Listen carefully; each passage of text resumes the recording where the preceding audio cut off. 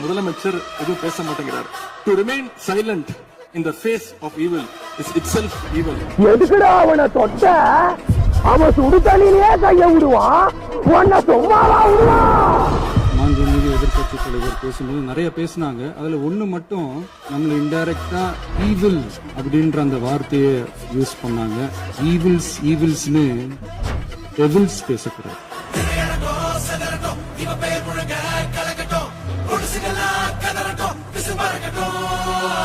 கடந்த 4 நாட்களாக திராவிட முன்னேற்ற கழகம் முதலமைச்சர் ஏன் பேசலன்னு சொல்லிட்டே இருந்தாங்க.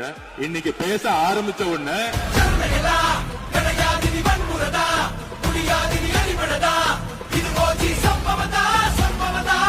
இப்பவும் சொல்றேன், மக்கள் பணத்துல இருந்து ஒரு பைசா கூட தொடமாட்டோம், தொடவும் விடமாட்டோம், தொட்டா விடமாட்டோம், இதுக்கு முன்னாடி தொட்டவங்களையும் விடமாட்டோம்.